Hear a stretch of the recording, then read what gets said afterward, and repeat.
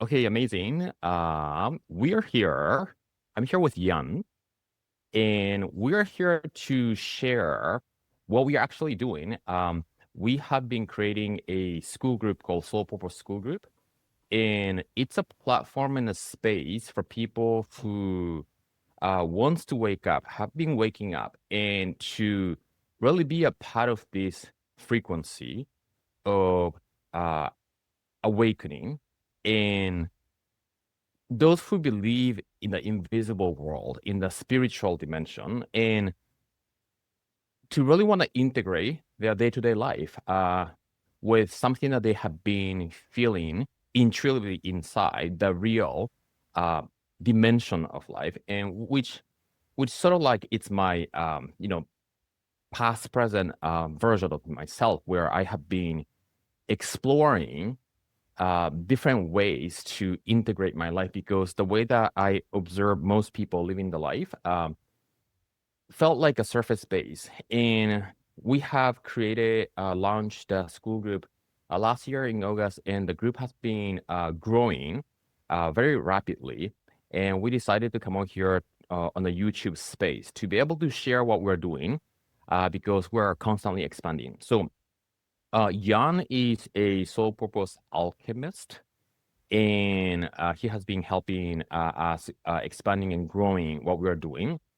And this is the first episode or sneak peek of the Soul Purpose School Group. And what we wanted to do is to share a little bit of the background and intention of what we're doing, and also the upcoming Enneagram Club that Jan will be studying. And, as we're going to be publishing this on a weekly basis, so you can become aware of what we're playing with, and also what's coming up and all of that. It's like a news, almost like a spiritual news or something.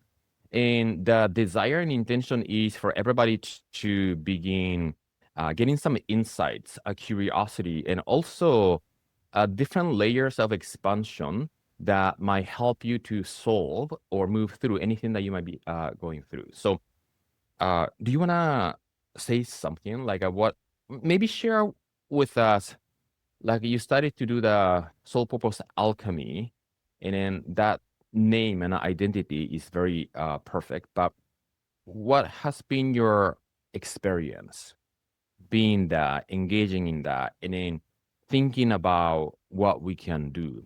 Let's begin there. The specific area when I came in that I was putting attention on was something that you said in one of the very first workshops that I was on. You were talking about people that live in the essence versus people that live in the wound. And, or another way to say it is people that believe that life is happening for them rather than happening to them. And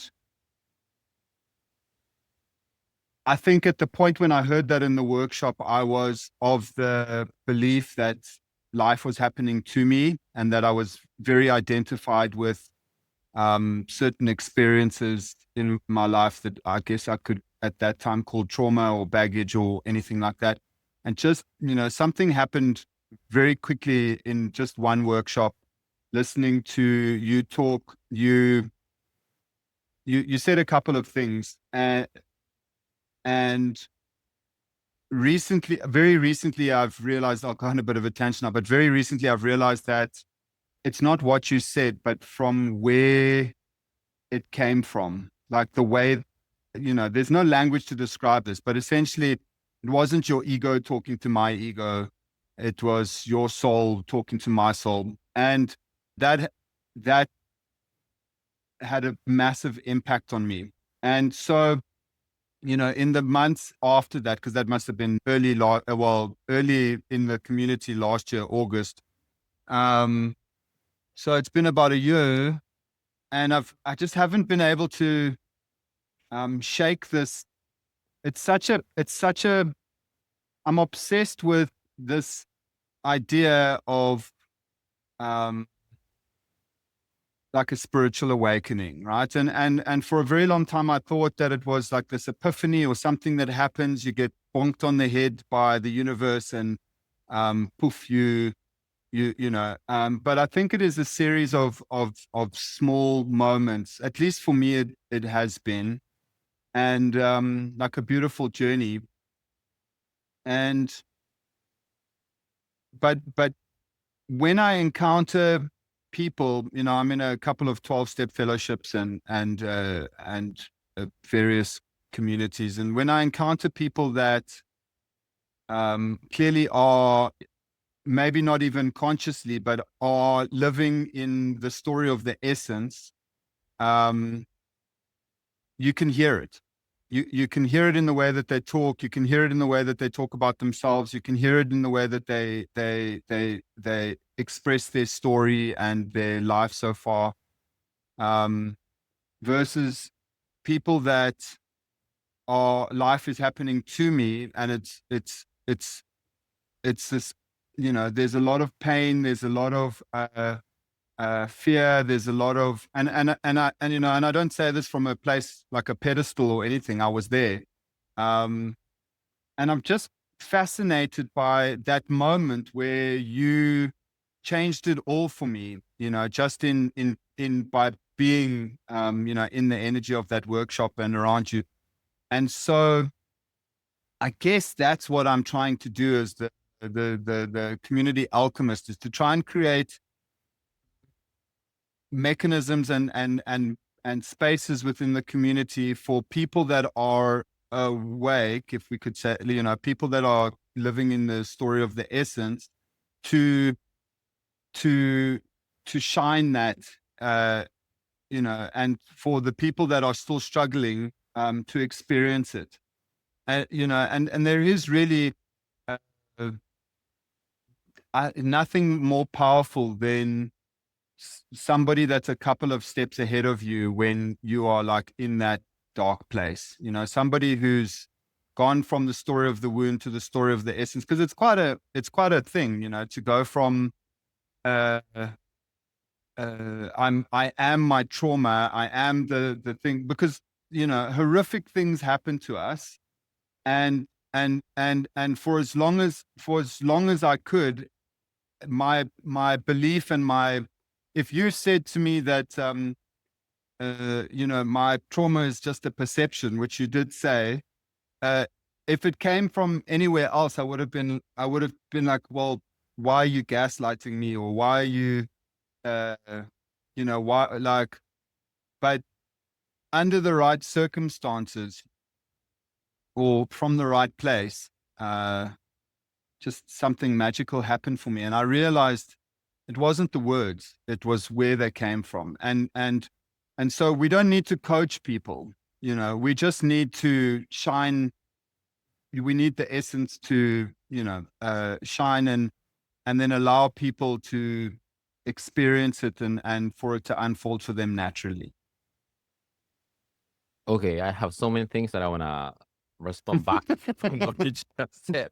Where do I begin? I want to actually, to the audience, I want to actually explain and describe when you said, story of the wound and story of the essence, because some of the language might be, I don't know how I got them. I mean, definitely from the Enneagram part of it, but then just to kind of share the background story of what we mean by that, right? So, Yeah. first of all, just like any event that I talk about, if you're watching this and then coming across out of nowhere by accident and coinciding, one message that I have when I share our perspective is to understand that what we're expressing is our perspective, right? So perspective is Mm. such a beautiful word, right? I don't what I do and what we do in the school group, I don't call it method. I call it perspective, because it's just a way of looking at it, right? And it's not a magical pill or remedy that we have created. It's just one way to look at it. And the reason that I want to anchor that in front of everybody is that, let's say if you're receiving this information, wherever you are in life and in location, you have a certain belief about something that you're receiving through.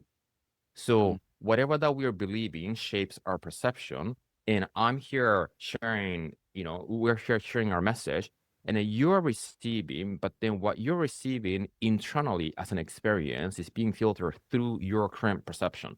So it's really important to understand that to be able to observe the filter that we are processing through when we receive message from the outside.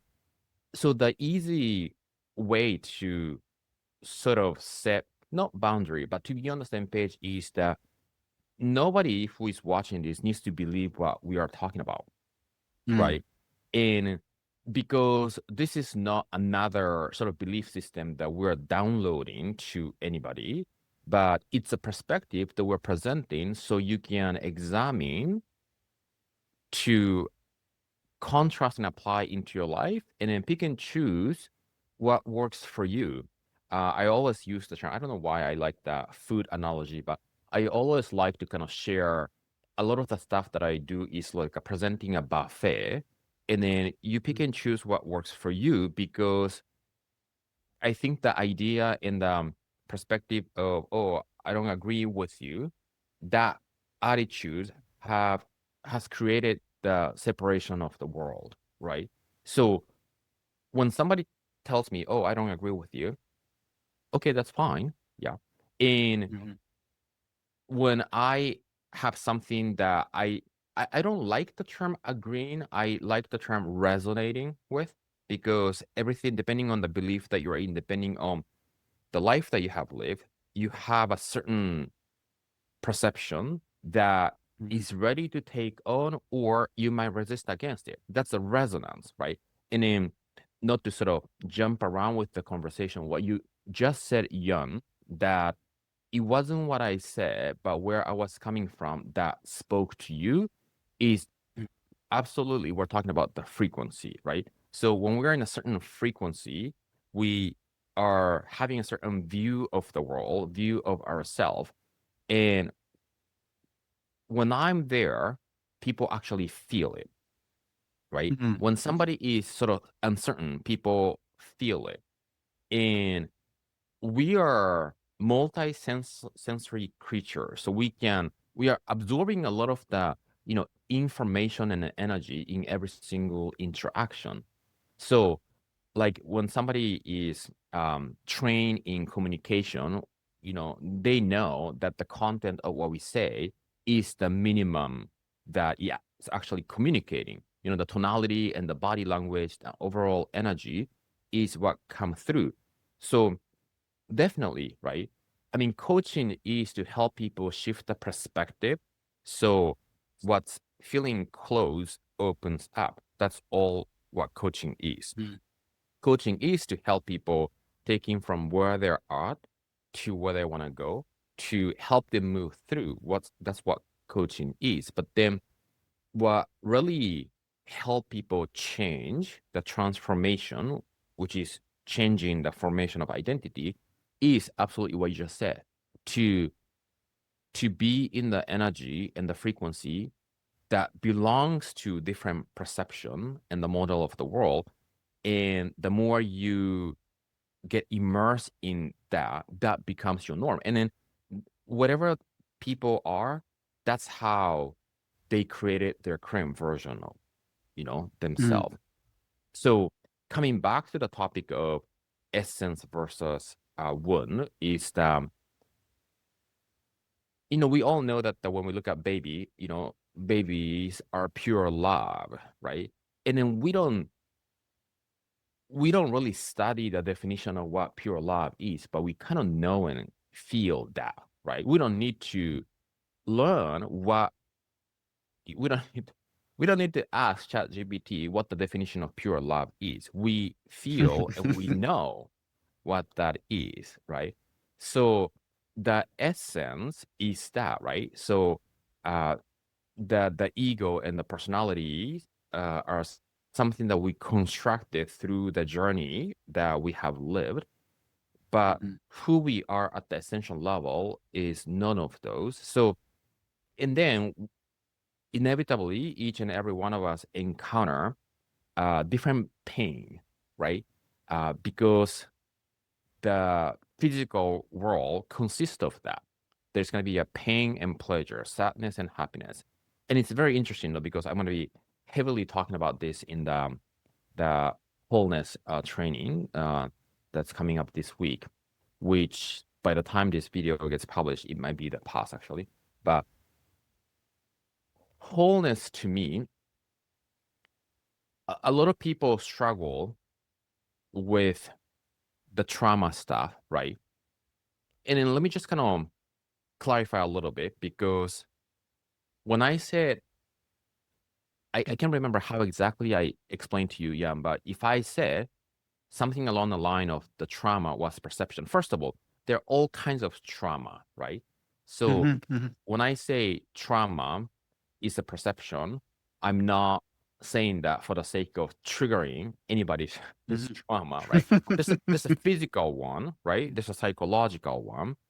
And I think what we want to understand is, let's say if somebody receive a psychological type of, right? I mean, physical trauma too, when we understand the journey of the soul, there is a meaning in that, but that's going to be a complete another topic. You know, we can go like a 10 hours just talking about all this. Psychological stuff is that, you know, there was an incident, but there was an experience inside of us. And in between the events and the experience, there's a perception, right? And the perception is the filter through which we're receiving the information from the outside. And when I say, if I said trauma was a perception, it means, and it meant more, that unless you begin looking at the power of your perception, it's going to be so difficult to change your experience, because it already happened, right? It already happened. And then if you don't look at your perception, it means that you're focusing on what happened to you in the outside. And we all know that we cannot control the outside world, but we keep putting the attention to the outside that we cannot control. So if the goal is for us to feel free of that experience, the best thing that we can do is to put the spotlight into our perception, because we can shift it. The outside, we cannot change it. So we use the term healing in the, you know, the trauma stuff, right? So if the goal and the desire for anybody who is suffering through that, whatever the wounds that we have created through the interaction that happened in the past, if the desire is to stay in that pain, we can keep focusing on the outside, on what happened to us, and then try to change that, right? But it's first of all, it's in the past, and second of all, it's outside. Neither of them we can control. So it's, if we are giving attention to that, we are keeping our attention to the thing that will take us nowhere, right? So then when we begin shifting the spotlight to, okay, if we can understand that the perception that we form to receive that information can shape our experience, now we start owning every single experience that we have. And this is another layer of this though, because something that happened in the past, it already happened, right? And whatever the perception that we had in the past created our internal experience, and it's nested as a pain, right? And when we become aware of doing this, you know, spiritual work that we are engaging in the group, what happens is that the subconscious start carrying that pain and the identity and how we felt in the world all the time. And the work is that when you go back to the past from the existing new perception, because the perception can change based on your awareness, we can attach a different meaning to it. And when we start doing that sort of work, we can begin actually liberating from what the energetics that was stagnant inside of us, because that feeling, the sense of who we are, that we felt lost or not moving because it felt inadequate or wounded or painful, was created based on the past perception. So it's good to go to that place for the sake of identifying and to begin reconciling. That's the perfect language, right? Reconciling the meaning of it. And then, depending on where the person is, sometimes it might be a little bit challenging for people to hear. But to begin trusting that it happened because we are meant to do something through it. All the pain that happened in the past, like I have had a lot of physical and psychological pain in the past. If I didn't experience that, I wouldn't be doing what I'm doing in a way that I'm doing. So I truly feel that what we're talking about as far as shifting from the wound to essence is also the journey of really remembering who we are, but also to take control and to take an ownership with our own life. It's very simple, right? Taking an ownership of our own life means that there's a part of us that we can choose and we can create. So that's my long response to the only thing that I'll add is, so often what comes up around this topic, and this is, because I've been playing around with it, is somebody that is, in very, very identified with what happened to them. And as I said, like horrific things happen to some people. The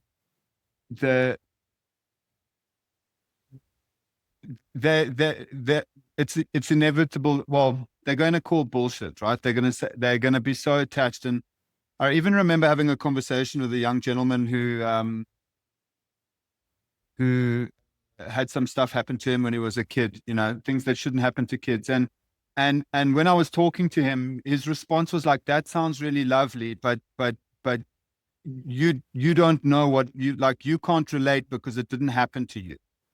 Right. I have my own horrific things that happened to me. As I said before, I'm in a couple of 12-step fellowships and I've had an interesting life, but I, and then when I took him to listen to someone who the same things happened to, who lives in the story of the essence, then, it's just interesting how the ego fights, and then so putting him in the presence of someone who's been through the same thing but has that different perspective of almost, it's hard to believe depending on where you are, but gratitude for those experiences, because it's shaped who he is now. That's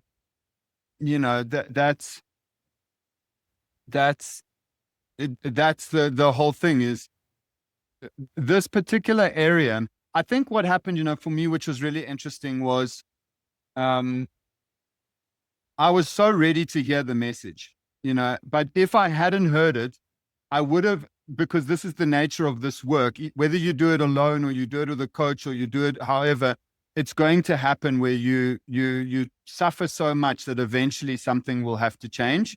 And so I was 3 years into quite a lot of pain. I just come back from Sweden, and my life was in a catastrophe.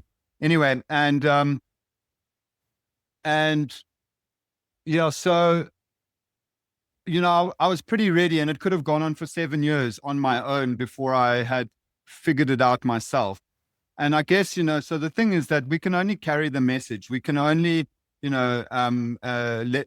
say. That's what I'm trying to do with the alchemy calls, is to just have people talk about their experiences of waking up out of the I like to say experiences that, we can call trauma or baggage, because that's just a perception. It's just a label. And it's just these life experiences that we've had. And we have to be so careful about how we talk about our story. Because it's, even sometimes I can still tell the story of, Jan the neglected, and not even realize that I'm saying it. That's how deep it runs sometimes. So sorry, I went on a bit of a tangent, but the point that I was trying to make is that it's perfectly normal to even get angry, but there are people out there that horrific things have happened to, that have woken up. And I just find that really interesting. And when you hear them, it's very dismantling of the personality or the ego or whatever you want to call it. It's very because you can't, if somebody is telling a worse story than yours, it's very, very hard for that part of you to still stay attached. It's because they're in that moment, their soul is shining. It's not an ego affair. It's they are saying, like, this horrific thing happened to me, and believe it or not, I'm grateful for it, because it's an experience that has taken me into new and wonderful places of me, So but yeah, it's tricky, because we have to be gentle, and meet people. I know you're going to smile now, but meet people where they are, but carry the message, not get entangled, but just carry the message. And present, I guess that what I want to do is just present as many people that I can who carry a good message, I have a question from what you just said, though, because you said that you are so ready to hear. And I think there are a lot of people who are unable to hear. There are people who can hear, but they continue to stay stuck in the wound. What was the key for you to step into the other side? I'm curious. Yeah, I mean, this will, if I could dare even say it, this will be my life's work, is trying to figure this out. But for me, so I can only just talk about the experience, and hopefully something comes through. But so I came back. I was physically, mentally, spiritually, financially bankrupt in every possible way. My body was broken. It was just, I can explain how much pain I was in, but I really was in a lot of pain. I guess the biggest part of it was that I've been clean off drugs for like 12 years now. At that point, it was 9 years.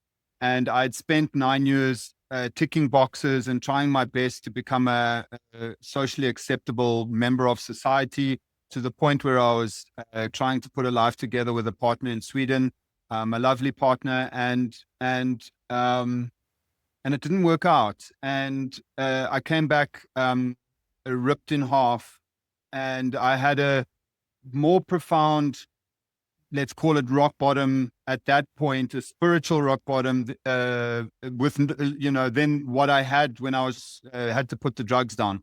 And the interesting thing about that was, because I was really trying to do life, and I was trying to reach for success and relationships and white picket fences and money and business and all of these things.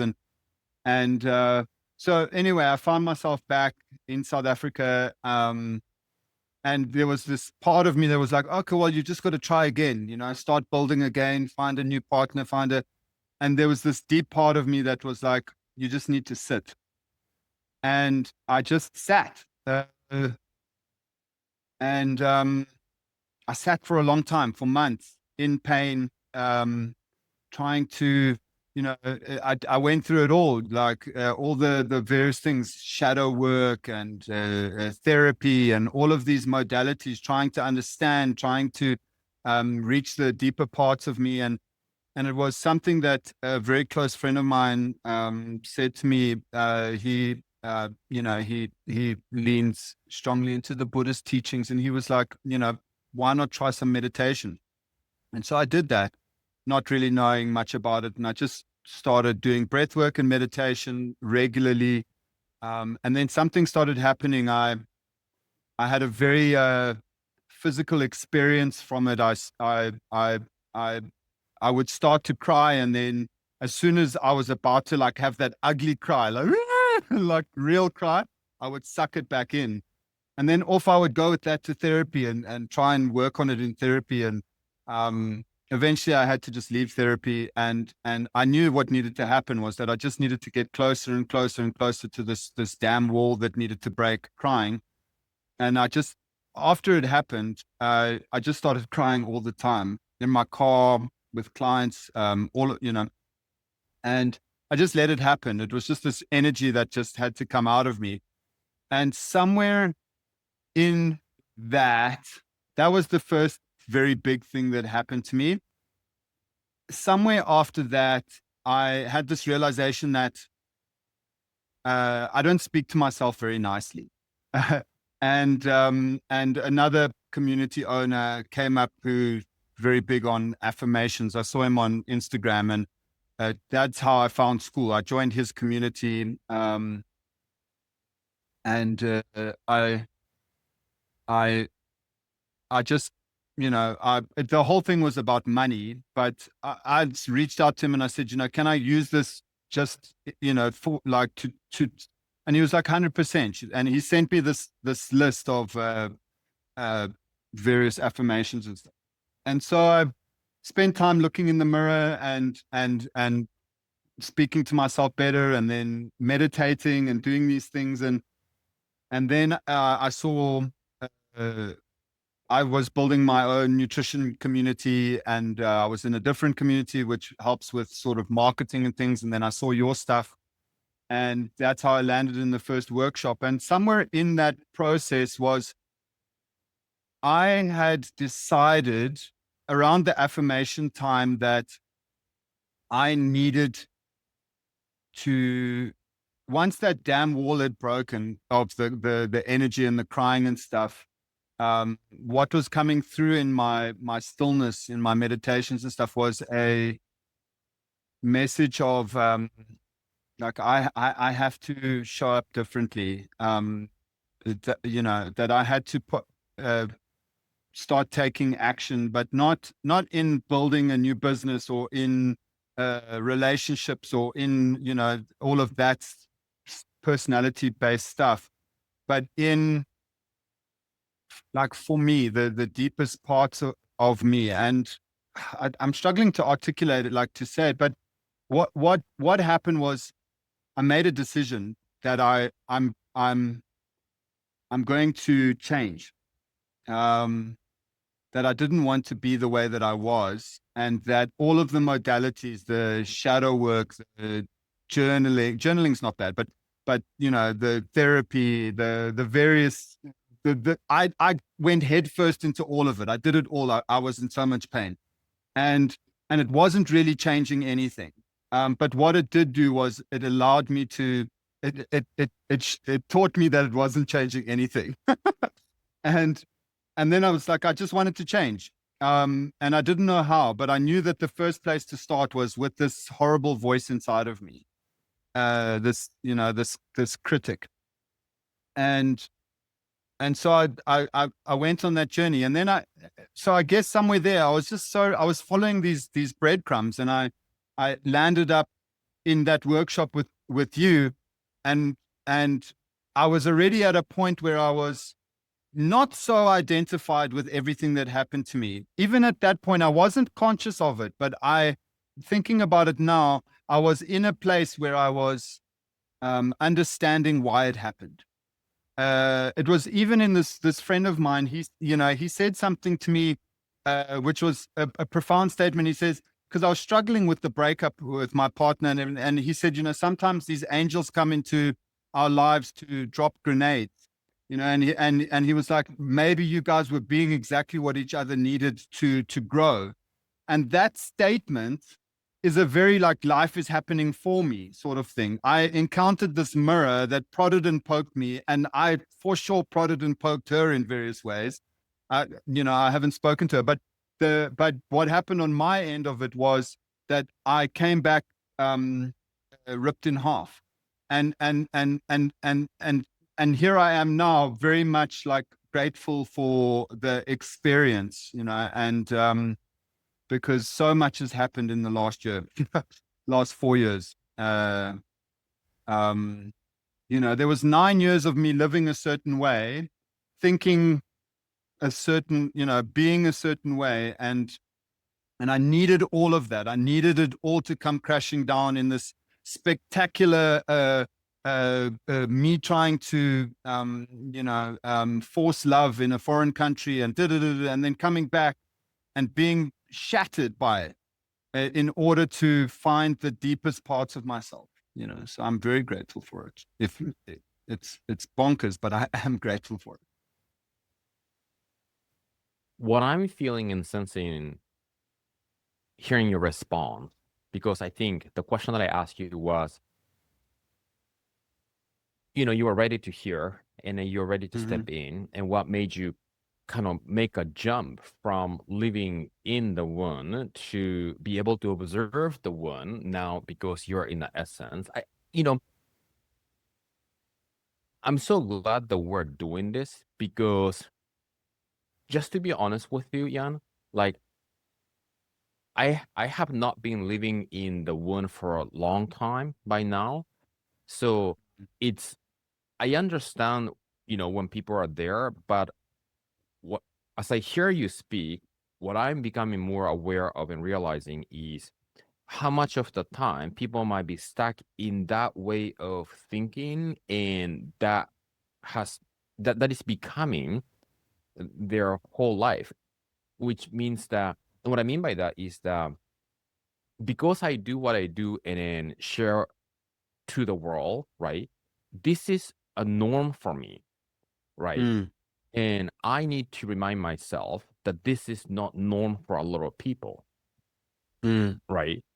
And and that makes me want to actually do more to share this different way of living, because I have come to realize that for me, the way that I am seeing life and understanding the mechanism of the universe and understanding the relationship between your personality and the essence soul, and in how people get stuck in the past present, and how people get stuck in the outside circumstance and what appears to be negative,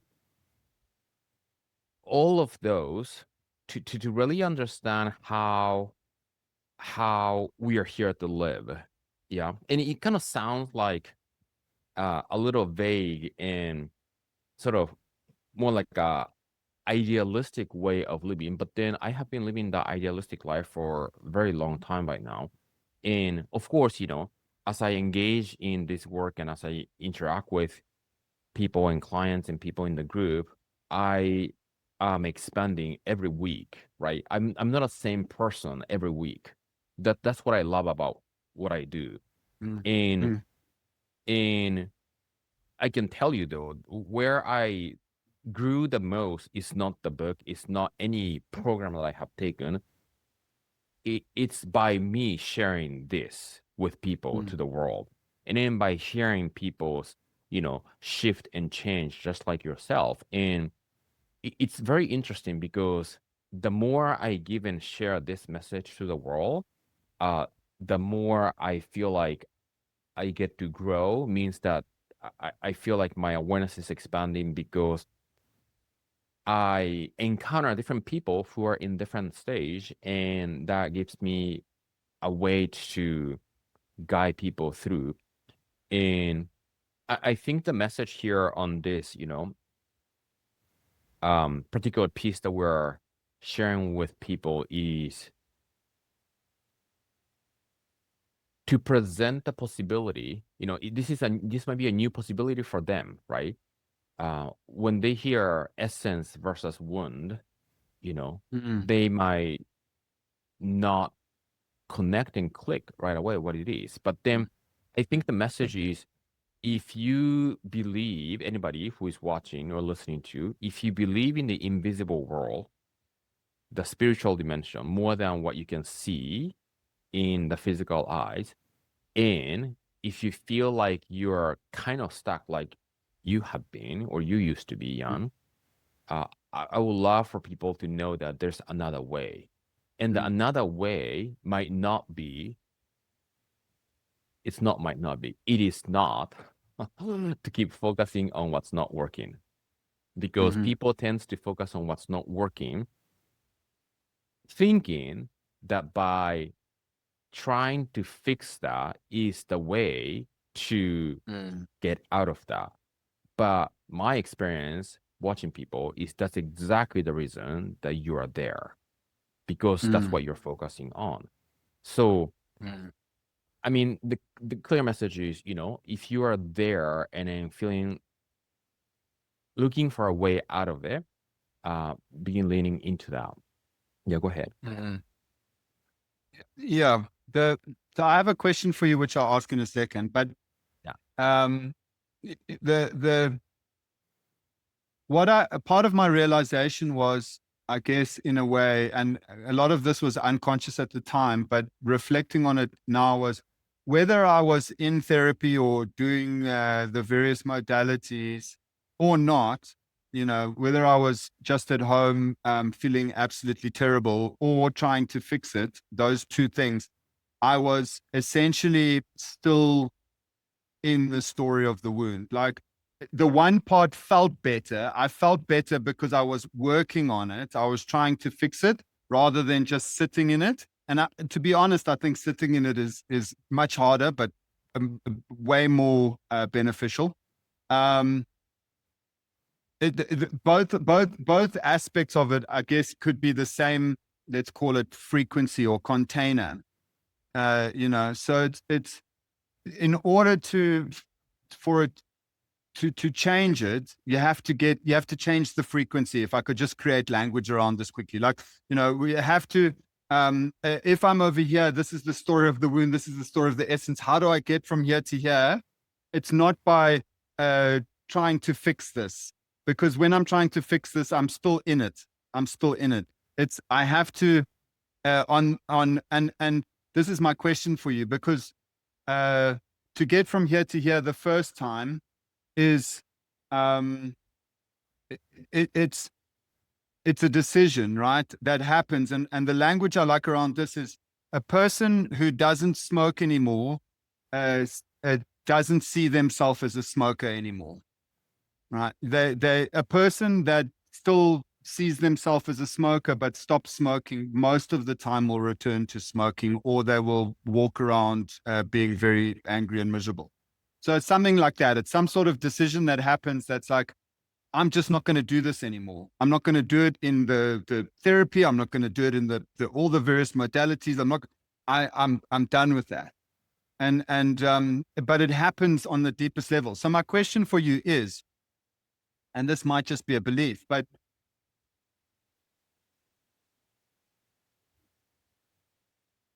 what I believe is that it takes as long as it needs to take to become ready. For each and every one of us. And even like this great friend of mine, he would say something like, it's dangerous for us to break into people's houses and move their furniture around, as a joke towards coaches. It's creating problems to solve. And that's why I like the concept of carrying a message, because it's when the person is ready, they will hear it. You can't take someone from here and put them here. No matter how much we try and explain it, give them the mechanisms, give them books to read, it's just another modality that they will climb in and obsess about. So the question is, do you agree or disagree with with my statement of it takes as long as it needs to take. Okay, I'm gonna say something else before I answer your question because I wanted to what you said. So at the beginning of this, the talk, I talked about what I share is a perspective, right? Mm. And I love that because there's a power in that. And what I mean by that is I said that I don't teach any methodology, right? Right now, you just use the term modality, right? So people are looking for what's out there to help them, right? So there's all kinds of modalities, right? And it's good to have different modalities. Now, different modalities are just a label of somebody putting together and packaging in a certain way.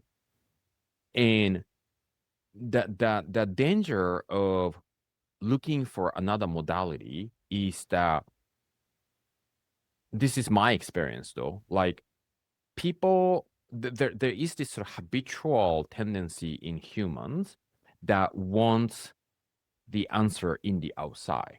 So if you look for the modality, people start subconsciously feeling like, this is gonna help me, this is gonna fix me, this is gonna do something for me, right? And I think what I love about the way that we are approaching as a perspective is that it puts you in the hot seat, and it puts you in a place that you can find the answer instead of having the modality to be the answer for you. So, Mm. we have a container and vehicle, and what we do is the collection of different pieces that help people to be accountable to continue to search for the answer inside. That's how I feel like, Mm. right? The community and the weekly calls and the modules and then things that we're putting together to interact and connect. It's a comprehensive container for people to step into a new frequency, but to actually sustain it, because those are two different things. You can step into the frequency and you can fall out of it by Mm. being engaging in this physical world that's not conducive to the desire. So, I just want to kind of emphasize again that the value in removing all those labelings and methodologies and modality, because that enables us to actually go within us. Mm. Now, your question on it takes as long as it will take to be ready. When you share your story around the 9 years and then, having I can't remember how exactly you said it, but then psycho, emotional, spiritual bankrupt or whatever, the language that you Mm-hmm. use, right?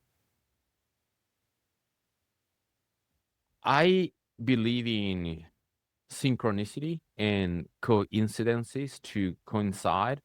Um, that's more of the soul language, and we are all being guided.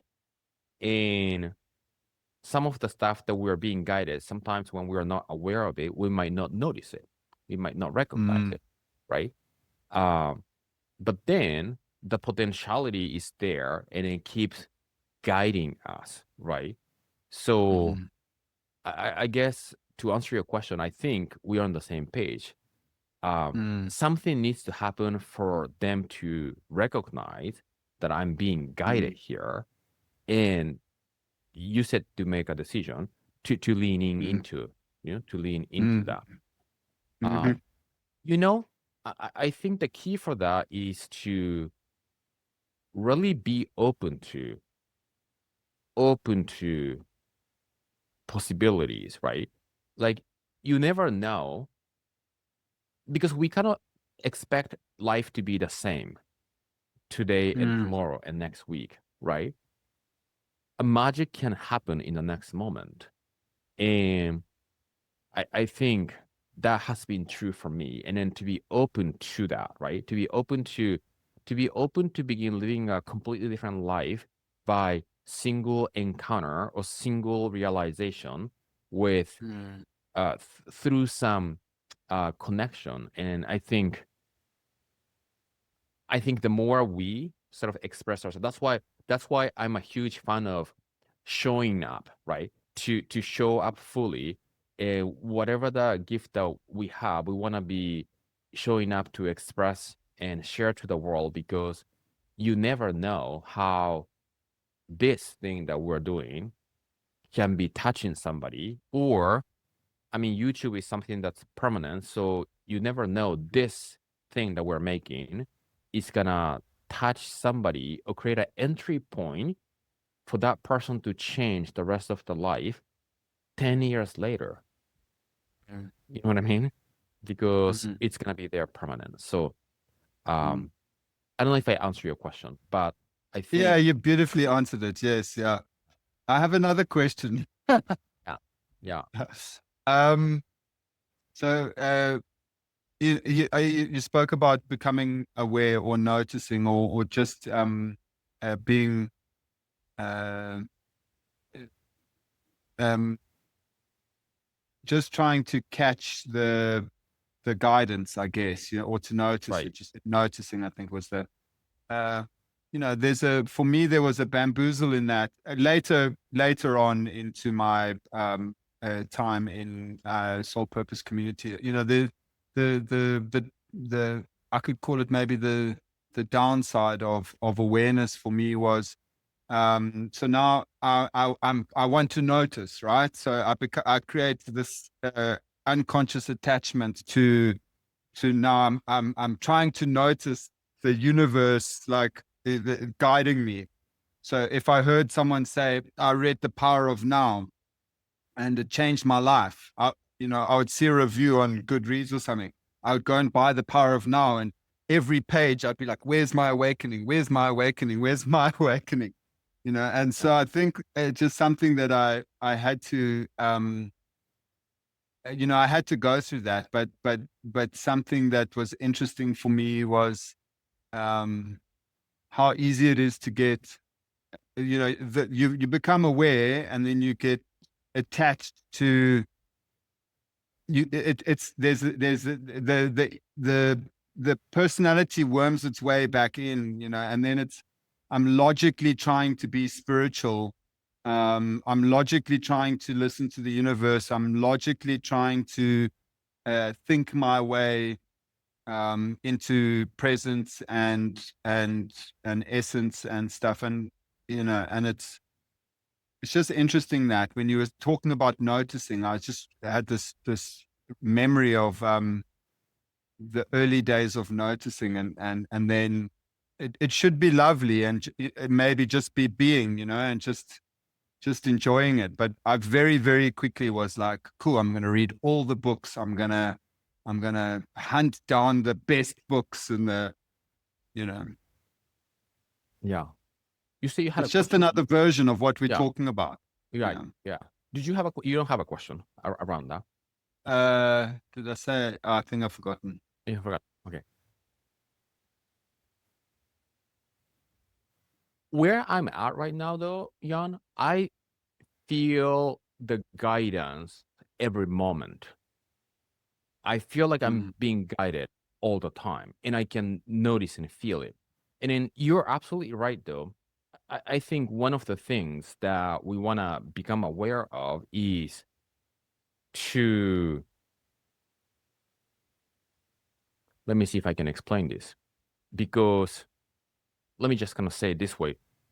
There is a massive tendency in most people to wants to rationalize spirituality. And for me, rationalizing spirituality is the same as, let's say, any masterpiece of painting, right? Rationalizing and painting a masterpiece, right? It's not that, right? It kind of comes through you. It's very intuitive. And I think another layer of the message that I have that I love sharing to the world is that this is funny, right? I'm going to say this and you'll hear me saying in the training that's coming up. I speak 4 languages. I love saying Mm. that. Right. My fourth language is English. My third language is Spanish. My second language is Japanese. My first language is intuition. Now, everybody's first language is intuition, but they don't Mm. know that that's their first language. In People tell me how to cultivate intuition by removing your rational mind. So it's not cultivating, but you're letting go what's dimming your first language. And let's say, for instance, this is an example that I love giving. When you look back your decades or entire life, the past stories that you have lived, can you explain any, if not all, the incidences, how it happened logically and rationally? None of us can explain it. None of the Mm. things that happen, like, can you explain logically how you encounter me? Right? Mm. Can you explain logically how we are actually end up being on this, creating this YouTube stuff, right? It's not possible, but because that's not how it happened. So then Mm. people are trying to see their life and the future logically. It's very illogical, right? If everything that happened to us didn't happen logically, because every single happening occurs based on the energetic resonance, which is highly intuitive, it's so illogical to try to logically understand how the future will come to us, right? Then Mm. when you lean into that intuitive mind, and this requires a little bit of practice, right? Because the rational stuff wants to hold on to as much as the ego wants to get in the way. Then the more you immerse yourself in that intuitive mind language, and the more we really understand that that's our primary language, you can see and feel being guided every step of the way. That's how I feel it. Mm. So those are sort of same language and department in our 3D life, where the more intuitive you become and the more you learn how to let go of the logical mind, the more you realize and feel and notice that every single step of the way you're being guided. And you can say that God is speaking to you, right? And that spoken language can appear in so many different ways. You can see that as a Mm. number, you can see that as a sign that you see. That's very fulfilling when you start actually becoming aware of every single sign that's happening, and then to accept that, right? It's one thing to see the sign, another thing to accept, and then take the next action based on that acceptance. Mm.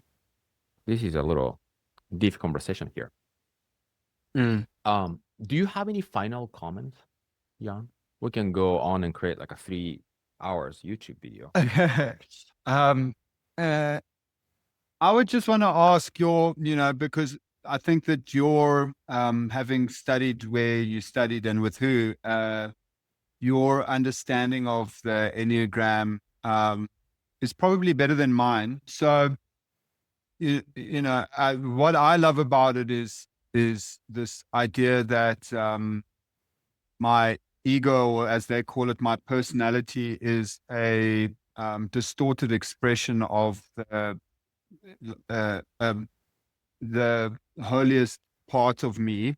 Um, and so if I'm vain, it's really the beauty of holiness that I'm trying to connect with. If I'm it which I think is great, because it gives me a um it it it it shows me how I it's so interesting, because if you said to me that um Like, I connect with all of them, by the way. I haven't found one that particularly stands out to me yet. But if we're talking about like the longing for love type of thing, if you said to me that it's a year or two ago that uh, I am love, or it wouldn't have, I wouldn't have heard it because I didn't understand the teachings of the Enneagram at that point. I didn't even know it existed. And so what I wanted to ask was,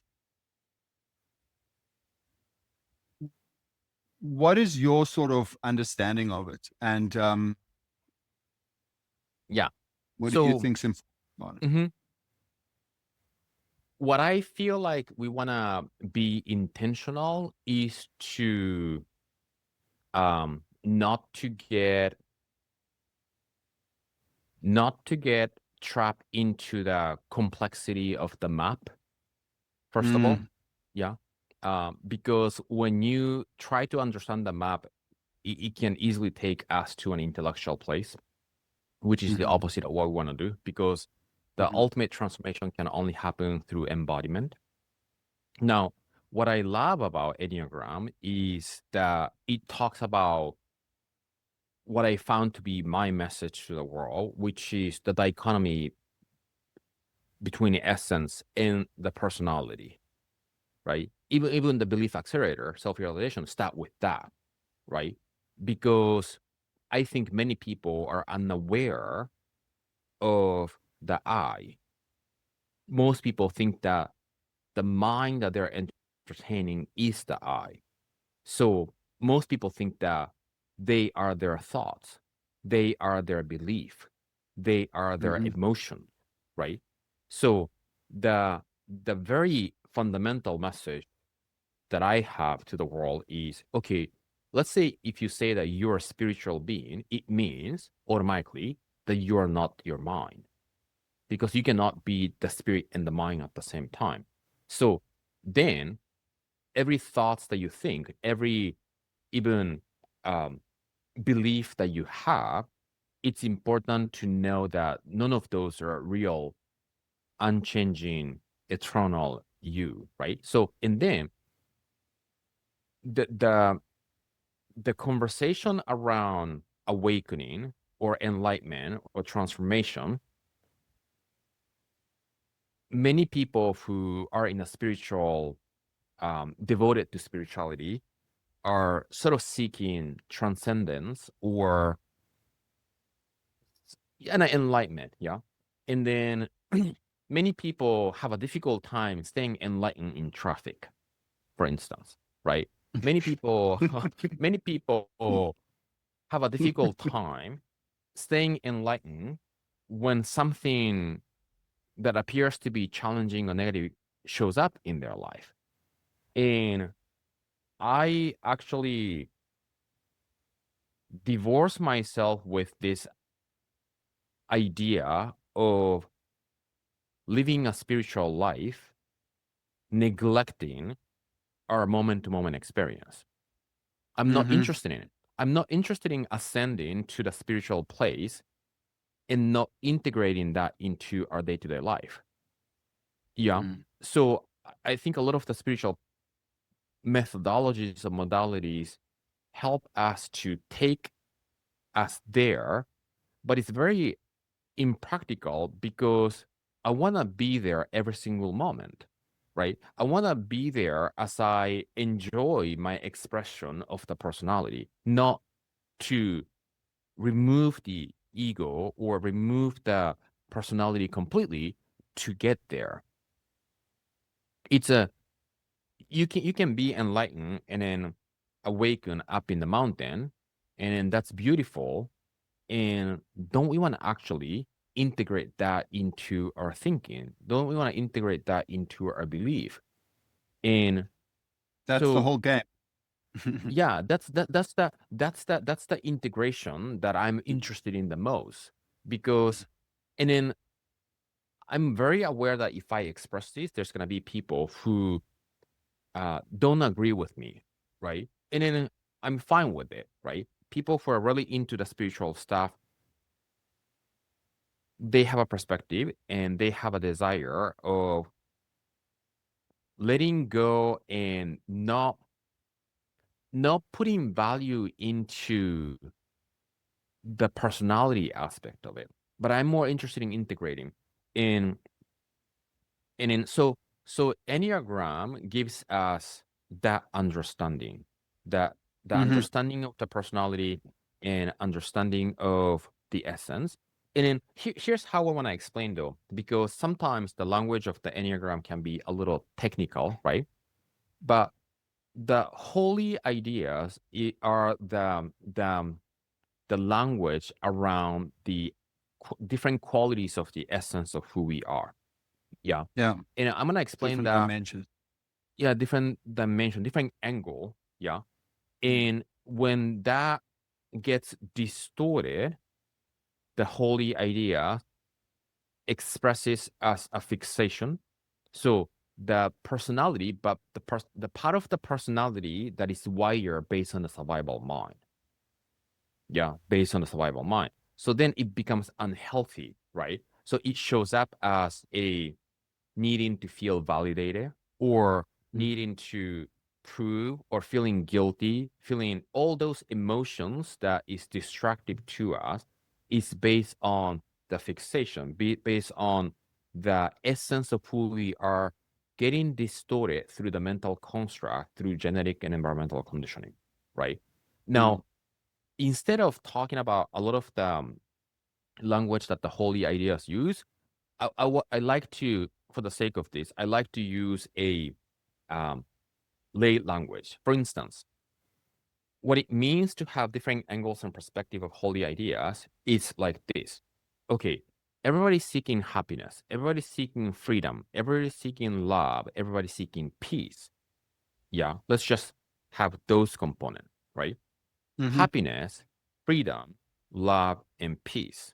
I don't know anybody who is not wanting that in the life, right? Why Mm-hmm. do we want all those things? Because that is who we are. We know that that feeling is home for us. Yeah. Mm-hmm. And what's the difference between freedom and love and happiness and peace? Those are the difference between all the nine holy ideas. Just as an example, right? We feel full when we are experiencing love, when we feel a vast expansion, when we are in a state of freedom, when we are feeling peace, you have no resistance, but you feel in flow, right? So we are expressing the essence and the completion of who we are using all those different language, but then we all know that love feels a little bit different from freedom. Peace and freedom similar, but there's a different texture and tonality and even experience to it, right? But Mm-hmm. then what's common in all of those is that all of those, let's just call emotion or state of being, allows us to feel expansive. Yeah. All of those love, peace, freedom, whatever that I said the other one, gives us no resistance, right? So it's those are the segment, right? Now, what but then all the absence of those, right? What makes us not feeling The free? perceived Yeah, absence. yeah, yeah, Yeah. yeah, exactly, right? And what not allows us to feel love, right? What's not allowing us to feel grateful, whatever, right? That is based on our perception, but based on our how we are seeing ourselves in the world, how we are seeing the world. Mm-hmm. Those are the fixation, right? Because, Mm-hmm. but then the power is that the fixation is, you can call it, the personality, but the reality that you're creating based on how we're choosing to see. Now we're back to that, conversation of perception. But then we Mm-hmm. have the power to change that perception, to change the reality by shifting that, distorted experience into a expansive state of being to align with who we are. And it's interesting though. One of the things that the Enneagram might not be talking too much is, I mean, Enneagram talks about, use the language of the object relation, right? To have a relation, context and relationality. And the realization that I would love for everybody to have is to understand the nature of what the language that Neil used is contextual field. The 3D relative realm is a contextual field. So you can only be somebody through that relationship and context. So behind me, you see the plant, you see the brown wall, you see the black, you see the gray shirts that I'm wearing. But if everything was gray, gray wouldn't exist. If everything was green, the idea of green wouldn't exist, right? So if everything was freedom, we cannot experience freedom because there's no anything other than freedom. Does that make sense? Everybody wants to be happy, right? But happiness can only be experienced by having what happiness is not. So fixation in the distorted part of us is necessary in order to experience holy idea. Right? Then we come back to the perception. Yeah. So it's important to understand that all the negative things or challenge or the experience that people had, that people might identify as a trauma or pain or wound, is absolutely so necessary in order for us to begin experiencing all the things that we want. And the realization of that changes the relationship with every experience, and it kind of dissolve the resistance. And because if you have a relationship with your wounds, or if you have a relationship with whatever that is not working, from the place of resisting against it, it will persist because you're resisting against it, right? But when you know that, oh, it's a little painful and it's a little wounded and it's a little feeling negative, but this is part of this contextual field. And then all I want to do is to understand the shift in my inside to be able to step into the other side. Life on earth becomes really a mind game. We're kind of playing with the tool called mind. Yeah. It's an opportunity to, so the pain, instead of it being like climbing inside of it and over identifying with it, it becomes like a flare that goes off to remind you of how to be, or how to change your perspective, or it becomes information rather than an identity point. Yeah. And then also to understand that because of that, now you have a new understanding, and then you are actually, by embracing it, it becomes your gift. Because all the pains and challenges that I have had, as I said, I wouldn't be doing what I'm doing without 100%. Yeah. So to be able to meet them with the energy of embracing, so that you can turn into a gift and the message to the world, is the key. You receive whatever that you receive because you are meant to give that to the world. That's the journey. That's the journey. And then when you start giving it, you start reconciling the meaning of the pain into a gift, because now because of that, you're able to help others to do whatever that they that's a really interesting point that you're making there, because if the point of waking up, or whatever you want to call it, moving into the essence from the wound or whatever it is, if it is a selfish endeavor, if I'm doing it just for me because I want to be better, I want to feel better, it's like completely missing the point. I feel like, like Yeah. we don't get strong so we look good in the mirror. We get strong so we can better help others, actually. But Yeah. that's the whole point why we have the capability, the physical capability to get strong, is to do stuff with it, not just for me. Yeah.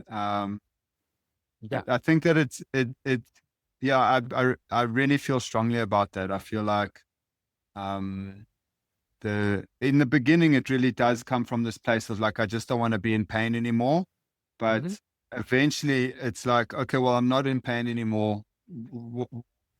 When the next question, I guess, comes forward is like, now what? And it's, and then there's another perception change of like, well, all of this actually is, this is my gift.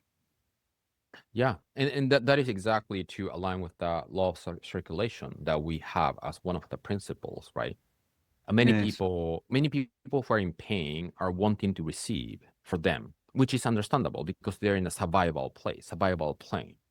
If you're in living in a survival plane, you are living your life, feel like, can I get something for me to change my experience? That's what the survival mind can do. But then Mm-hmm. quickly, once you start filling up your cup, quickly you start feeling like the real juice of life is in actually sharing that with others. But it's interesting though, Mm-hmm. because when we understand the cause and effect, the universal law of cause and effect, this is something that Neil, also said it. Like when you start giving, when you're in pain, you will start receiving because God would now see you as somebody who escaped. So I can give it to you. If I give it to you, it will circulate more. So when you're in a wanting to receiving more, you're in a state of lack, right? Then you are not circulating and then you will remain in the state of lack. And this is another reason that we want to move away from focusing on the one, because if you're focusing on the one, you stay on the state of lack. And then the moment you understand that you have a choice to shift into the essence is full. And then when you do that, you can begin feeling like I want to give to people, but also it works the other way around, Jan. When you start giving to people, even though you're feeling the lack, now you start feeling differently about you, and then you start being able to, move the needle a little bit to begin Yeah, creating flow.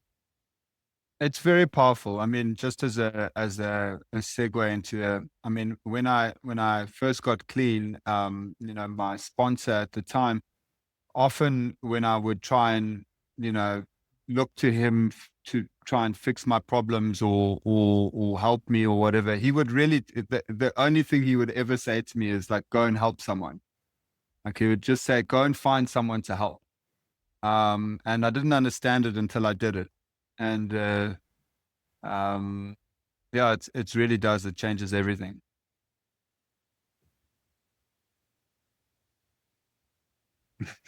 This is much longer than I was expecting. Do you have any final comment? No, I think we should we can Yeah. save it for next time. Yeah. Amazing. Okay, so we are planning to do these on a weekly basis, and we're not sure if it's gonna be 90 minutes every single time. We'll see. Yeah. I feel Yeah. like I have spoken for about like 2 month worth of content, a different segment. But we're gonna be offering different updates and also what we are focusing on. We do different events, we do different challenges inside of the group, and it is a place for everybody to really embodying the essence of who you are. And then the belief that I personally have is that is the foundation. So whatever that is that you want more of in your life, in terms of the space of relationship, in terms of the space of health or business, finance, any growth and expansion, I have come to realize that the alignment of you inside is the most important thing. So if you feel resonating with anything that we talked about, we're going to drop the link below so you can check and join our Soul Purpose School group. And it's a free group, and then you will encounter different wisdoms and education that expand your awareness inside. So check and click the link and check the group inside, and we hope to see you in the inside, and you will get to interact with us, right?